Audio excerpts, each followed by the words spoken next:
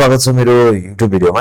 आज चाहिँ म मेरो ब्रेकफास्टमा के खान्छु, बिहान उठेर के खाँदा चाहिँ एकदमै बेस्ट हुन्छ र मैले डेली फलो गर्ने मेरो ब्रेकफास्टमा के हुन्छ भनेर देखाउन गइरहेको छु। भर्खरै जिम जोइन गरिरहेको अथवा जिम गएको पनि अलिकति टाइम भइसकेको मान्छेहरूले चाहिँ बिहानको ब्रेकफास्टमा के खाँदा चाहिँ दिन चाहिँ राम्रोसँग स्टार्ट हुन्छ भन्ने एउटा क्वेसनहरू आइरहेको हुन्छ र बिहानको ब्रेकफास्ट चाहिँ एकदमै नै इम्पोर्टेन्ट हो। होल डेमा सबैभन्दा इम्पोर्टेन्ट मिल भनेको चाहिँ बिहानको ब्रेकफास्ट र प्री वर्कआउटमा के खाने भन्ने कुरा दुईटा मिल चाहिँ एकदमै इम्पोर्टेन्ट लाग्छ है मलाई चाहिँ। किनभने बिहानको ब्रेकफास्ट एकदमै किन इम्पोर्टेन्ट हुन्छ भन्दाखेरि चाहिँ हाम्रो बडी चाहिँ रातभरि 7-8 घण्टाको स्लिपमा चाहिँ फुडबाट टाढा बसेको हुन्छ होइन। मसल प्रोटिन सिन्थेसिस गर्नलाई चाहिँ बिहानको मिलमा चाहिँ राम्रो प्रोटिन क्वान्टिटी पुऱ्याएको हुनुपर्छ।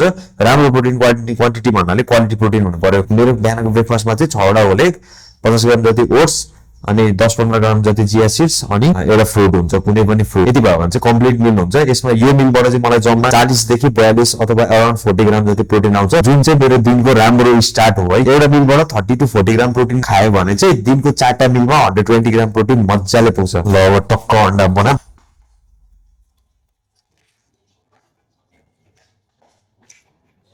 यही अन्डाको यो बटुकामा चाहिँ मैले 50 ग्राम जति ओट्स लिन्छु। स्कुप हाल्यो भने चाहिँ ठ्याक्क 25 देखि 30 ग्राम जति जान्छ कि यसरी। अर्को अराउन्ड एक स्कुप जति अर्को हाल्यो भने अथवा एक स्कुप फुल नहालिकन अर्को एक स्कुप हाल्यो भने चाहिँ ठ्याक्कै 50 ग्राम जति हुन्छ कि। ओमेगा 3 एकदमै नै राम्रो हुन्छ यसमा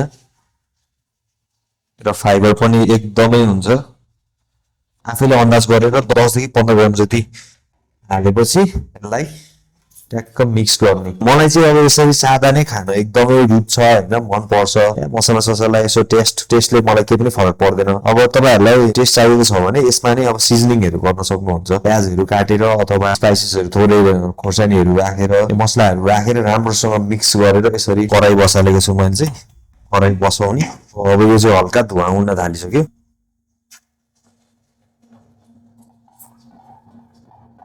यता हाल्दै अनि यसलाई चलाउने मजाले।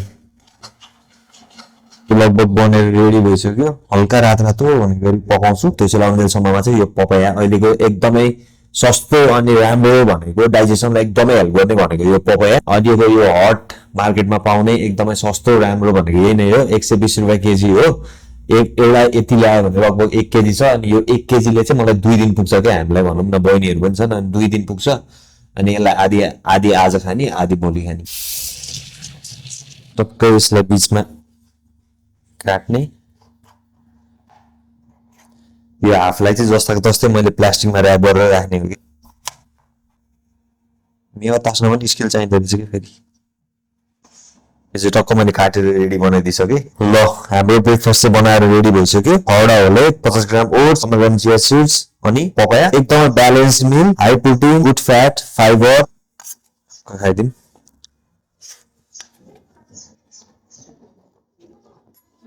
मेरो पुश सेसन छ। म अब चाहिँ जिममा भेट्छु है त।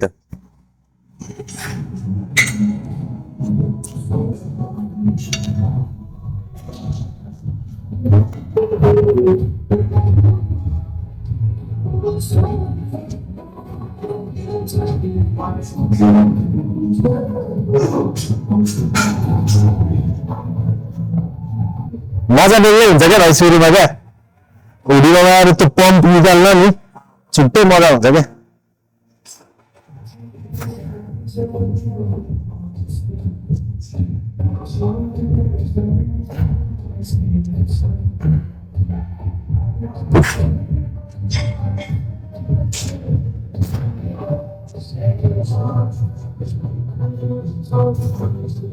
Good.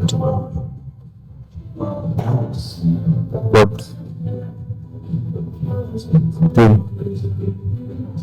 7 5 good 6 nice 7 8 9 good। तिमीले यो गर्दा चाहिँ नि यो रिसलाई यतिकै गर्नु क्या। यस्तो गर्नु हुन्न क्या। हेभी वेट गरेर पनि चाहन्छ यो हुन्छ नि योसँग प्यारललै हुनु पर्यो क्या त्यो रिस चाहिँ। अब यो चाहिँ खालि सुसाइडल ग्रुपमा समात्न पाइन्छ कि यसरी चाहिँ समात्न सक्दिनँ क्या। अप्ठ्यारो लाग्छ क्या मलाई। त्यही भएर सुसाइडल ग्रुपमा चाहिँ समात्छु। चिप्ले भने गयो क्या। लास्टै रिस्की हो क्या यो हुन चाहिँ तर मजा फेरि यही ग्रुपमा आउँछ क्या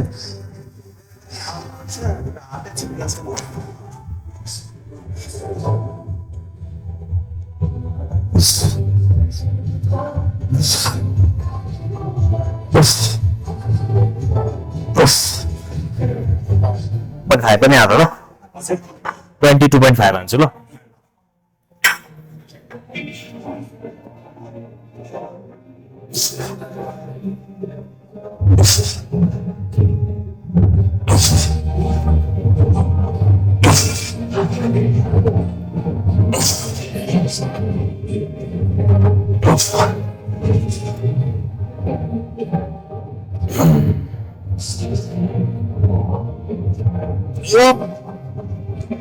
Good.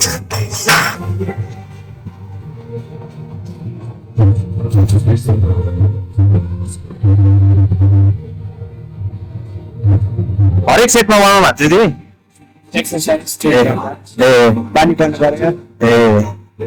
खासमा चाहिँ त्यो गर्न जरुरी चाहिँ हुँदैन त्यही पनि बानी होला तिम्रो वेट घटेर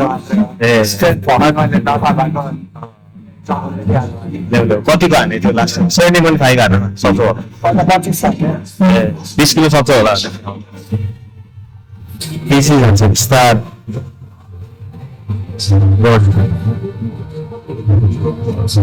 Nice.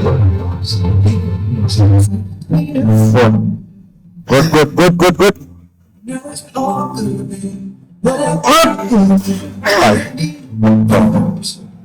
Nice, yeah.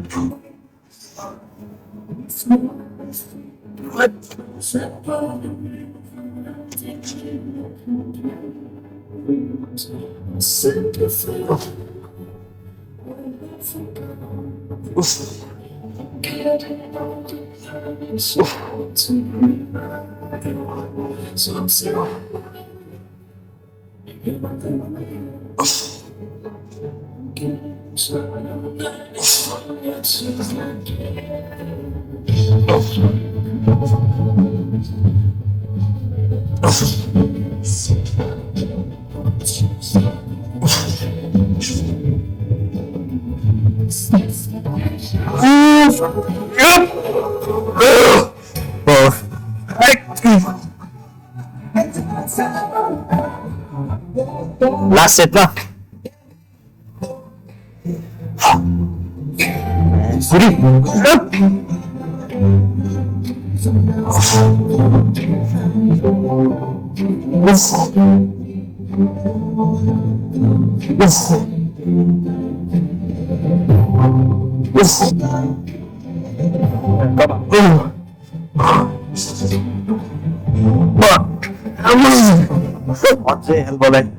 अझै बाहिरबाट ल्याऊ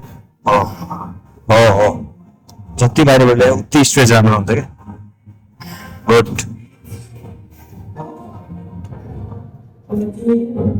नाइस जान्छ गुड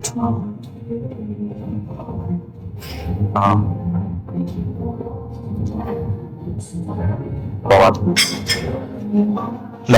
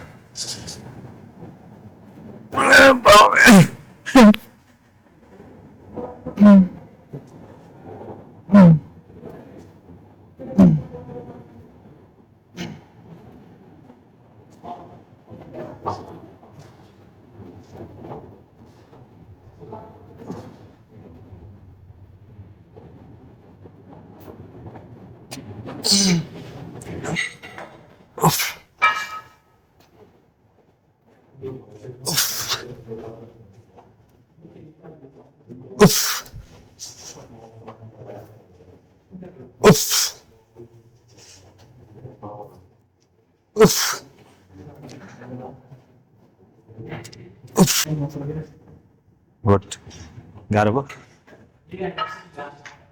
ले हाने गएको छ यस्तरी प्रेस गर्ने थोरै अनि तलसम्म थोरै खुट्टा उचाल्ने